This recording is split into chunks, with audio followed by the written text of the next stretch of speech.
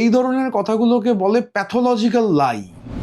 সোনার খনি ওনার আছে, সোনার খনি বাঁচাবার জন্যই হয়তো উনি এত তৎপরতা দেখাচ্ছেন। আমার ধারণা বাগরোল বলতে গেছিলেন, বাগরোল বলতে গিয়ে বাঘ বলে ফেলেছেন। আজকে গত 15 বছরের যে চরম অগণতান্ত্রিক রীতি তার মাসুল আমাদের দিতে হচ্ছে। প্রথম কথা হচ্ছে বলছেন যে সব পদ থেকে সরিয়ে দেওয়া হয়েছে, আবার কখন বলছেন পদে ছিলই না। এবারে লোকে দেখেছে যখন ঘোষণা হয়েছে পদে ছিল কি ছিল না, বা সব পদ থেকে সরিয়ে দেওয়া হয়েছে, তার তো একটা রিলিজ থাকবে। মানে এটা ফেসবুক নির্ভর এখন একটা দল, তো ফেসবুক নির্ভর টুইটার নির্ভর দলে ফেসবুক টুইটারে কেউ দেখেনি যে ওনাকে সরিয়ে দেওয়া হয়েছে। তো স্বাভাবিকভাবে এই ধরনের কথাগুলোকে বলে প্যাথোলজিক্যাল লাই। তো এই ধরনের নির্জলা মিথ্যে কথা, আর আজকে তথ্য প্রযুক্তির এই যুগে আমি আগের দিন কি বলেছি, পরের দিন কি বলেছি, আবার তো এগুলো সব রেকর্ডেড থাকে। তো আমি এটাই বলবো। আর ইন্টারেস্টিং দেখবেন কি সোনার খনিটা নিয়েও বলেছেন যে সোনার খনি রয়েছে, তা এই কথাটা কিন্তু প্যাথোলজিক্যাল লাই নয়, এটা হচ্ছে একেবারে একটা 100% সত্যি কথা। কারণ যে বিপুল পরিমাণ অ্যাকুমুলেটেড ওয়েলথ, যেটা শুধু ব্যক্তিগত কাজে খরচ হচ্ছে, তৃণমূল স্তরের কোনো কর্মীর জন্য যে টাকার 1 টাকাও খরচ হয়নি, আমরা যেটা বলছি শ্বেতপত্র প্রকাশক না, যে এই যে টাকা আছে, মানে এখন ফ্রিজ ট্রিজ হওয়ার আগে পর্যন্ত, এ তো সদ্য ঘটনা, ফ্রিজ হওয়া, ইডি এটার মধ্যে ইনভলভ হওয়া, তো এই যে টাকা, এর তো একটা বিপুল পরিমাণ বার্ষিক সুদ আছে। তাহলে সেই সুদটা কার জন্য খরচ হয়েছে? এখন সেই কারণেই আমাদের মনে হয় যে দেখুন, বাকিটা প্যাথোলজিক্যাল লাই হলেও সোনার খনিটা প্যাথোলজিক্যাল লাই নয়। সোনার খনি ওনার আছে, সোনার খনি বাঁচাবার জন্যই হয়তো উনি এত তৎপরতা দেখাচ্ছেন। এখন আমিও দক্ষিণ 24 পরগনার মানুষ। একটা অদ্ভুত জেলা, একদিকে মেট্রো ঢুকছে, আরেক দিক দিয়ে বাঘ বেরোচ্ছে, মানে রয়্যাল বেঙ্গল টাইগার। এবার এই জেলায় ঘটনাচক্রে যাকে উনি বাঘ বলেছেন, তিনি আবার এখান থেকেই বিপুল ভোটে জেতা সাংসদ, পার্লামেন্টের টেবিল বাজিয়ে সেই বাঘ বলেছিল যে সেই বাঘ যাদের জন্য, সোকল্ড বাঘ আর কি, যাদের জন্য জিতেছিল, সেই পুষ্পাদের কি হাল হয়েছে লোকে দেখেছে। আর উনি পার্লামেন্টে এবার যাবেন কিনা, এই বাঘ পার্লামেন্টে গেলে সেটাও একটা, মানে পার্লামেন্টে নর্মালি তো বাঘ অ্যালাউড নয়, কিন্তু এবার যদি যান সেটা দেখা যাবে। কিন্তু আমার যেটা মনে হয়, মানে আমরা যেহেতু দক্ষিণ 24 পরগনার লোক, দেখুন আমাদের মানে এখানে যেমন বাঘও আছে, বাগরোলও আছে, বনবিড়াল আছে, ভামবিড়াল আছে, এগুলো সাউথের একটু গ্রামাঞ্চলে এই বাঘ, বাগরোল, বনবিড়াল, ভামবিড়াল এগুলো আছে। এবার মানে যেটা হয়, মানে উনি মাঝে মাঝে তো গুলিয়ে ফেলেন, যেমন একবার মানে শ্রী শ্রী গুরুচাঁদ ঠাকুর সম্পর্কে বলতে গিয়ে একটা অদ্ভুত কথা বলে ফেলেছিলেন। গুলিয়ে যাওয়ার একটা প্রবণতা আছে। আমার ধারণা বাগরোল বলতে গেছিলেন, বাগরোল বলতে গিয়ে বাঘ বলে ফেলেছেন। মানে ব্যাঘ্র প্রজাতির, আর দক্ষিণ 24 পরগনায় তো এগুলো অ্যাভেলেবেল। তো আমার আমার দৃঢ় ধারণা বাঘ হয়তো মিন করতে জাননি, বাগরোল বলতে গেছিলেন, গুলিয়ে ফেলে বাঘ বলে ফেলেছেন। দেখুন যেটা হলো, আমি যেটা বললাম যে একটা অদ্ভুত জেলা, তো মেট্রো ঢুকছে আবার বাঘও বেরোচ্ছে, তো সেখানে বাগরোল আছে, ভামবিড়াল আছে। আমি এখনো বলছি, উনি হয়তো বাগরোল বলতে চেয়েছিলেন, ভুল করে বাঘ বলে ফেলেছেন। এখন দেখুন, মানে এটা শোনা কথা আর কি, বাঘ ডিম খায় কিনা আমি জানি না, বাগরোল ডিম খায়, এটা মোটামুটি বাগরোল, ভামবিড়াল এরা ডিম চুরি করে খায়, কিন্তু বাঘ ডিম খাওয়ার কোনো হচ্ছে, মানে অন্তত যারা এই নিয়ে চর্চা করেন, আর টাইগার কনজারভেশন এখন একটা অত্যন্ত ইম্পর্টেন্ট আন্তর্জাতিক এজেন্ডা। আমাদের দেশেও টাইগার কনজারভেশন খুবই, মানে এই সময়কালে খুব ভালোভাবে চলছে, সেভ দ্য টাইগার প্রোগ্রাম।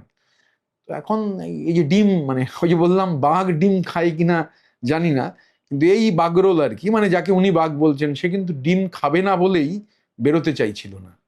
তো স্বাভাবিকভাবে মানে ডিম খাওয়ার ভয়ে যে বাঘ বেরোতে চাইছে না, তাকে দিয়ে কিছু আর হওয়ার নেই। আর উনি যেটা হচ্ছে যে, আমি আগেও বলেছি, উনি তো একটা অসম্ভব পারদর্শী এলিমেন্ট।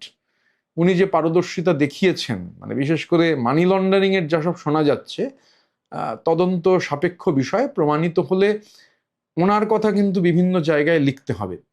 মানে এই ধরনের মানি লন্ডারিং এর নতুন ভিস্টা উনি যদি মানে এটা যদি এস্টাবলিশড হয়, যা শোনা যাচ্ছে, মানে উনি বাঘ বলছেন, আমি ওই আবার বলছি বাগরোলকে হয়তো গুলিয়ে ফেলে বাঘ বলেছেন, কিন্তু মানি লন্ডারিং এর ক্ষেত্রে তখন ওনাকে বাঘ বলতে হবে আর কি। তখন যে মানি লন্ডারিং এর ক্ষেত্রে উনি সত্যি একটা মানে দৃষ্টান্ত স্থাপন করবেন যদি যা শোনা যাচ্ছে তা প্রমাণিত হয়। ডিপার্টমেন্টাল বাজেটে আমরা বিরোধী বলেই তো সবকিছু গভর্নমেন্ট যা করবে সব খারাপ, এটা বলা যায় না। প্রথম কথা হচ্ছে যে এবারে যে ডিপার্টমেন্টাল বাজেটে একাধিক সাবজেক্ট ইনক্লুডেড হয়েছে, ওয়েলকাম মুভ।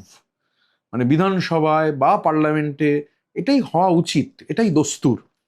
মানে যদি এক কথায় বলতে হয়, গণতন্ত্রে এটাই সুস্থ এবং স্বাভাবিক রীতি। কিন্তু দুর্ভাগ্যজনকভাবে গত 15 বছর ধরে মানে যেটা সুস্থ এবং স্বাভাবিক সেটাই অস্বাভাবিক হয়ে দাঁড়িয়েছিল। এটা হচ্ছে দুর্ভাগ্যজনক। এবার তৃণমূল কংগ্রেসের সরকার ছিল তখন 15 বছর ধরে এটা হয়নি, তো আমায় তো সেটা স্বীকার করতে হবে। এই যে অস্বাভাবিক রীতি কায়েম হলো, এই অস্বাভাবিক রীতি কায়েম করার এটা একটা ফ্যাসিবাদী প্রবণতা, এবং এই ফ্যাসিবাদী প্রবণতা কায়েম করবার মাসুলই কিন্তু আমরা দিচ্ছি।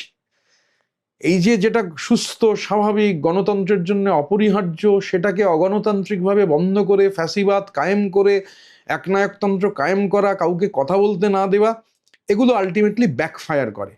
আজকে গত 15 বছরের যে চরম অগণতান্ত্রিক রীতি, তার মাসুল আমাদের দিতে হচ্ছে। আমাদের সাধারণ কর্মীরা, এখন বাগরোলরা হয়তো সেফ রয়েছে, কিন্তু সাধারণ কর্মীরা, মানে বাগরোলরা বাইরে বেরোলে সেফ নয় কিন্তু নর্মালি সেফ, কিন্তু সাধারণ কর্মীরা এর মাসুল দিচ্ছেন। তো এটা ভালো যে এই আলোচনাটা হচ্ছে, এটাই সুস্থ এবং স্বাভাবিক গণতান্ত্রিক রীতি। আমরা আমাদের কথা বলবো, আমরা সরকারের বিরোধিতা করব, কিন্তু বিরোধিতা করবার স্পেসটাও তো প্রয়োজন। মানে গত 15 বছর ধরে তো এই ডিপার্টমেন্টাল বাজেটগুলো সব মানে বিষবাও জলে চলে গেছিল, যেটা গণতন্ত্রের জন্য ভয়ঙ্কর, এবং মানুষ তার জবাব দিয়েছেন, তার খেসারত আমাদের দিতে হচ্ছে। আমরা যারা হচ্ছে মানে এর ভাগিদার ছিলাম, আমাদের তার খেসারত দিতে হচ্ছে। মাইকেল মধুসূদন দত্ত বাংলার গর্ব, ভারতবর্ষের গর্ব।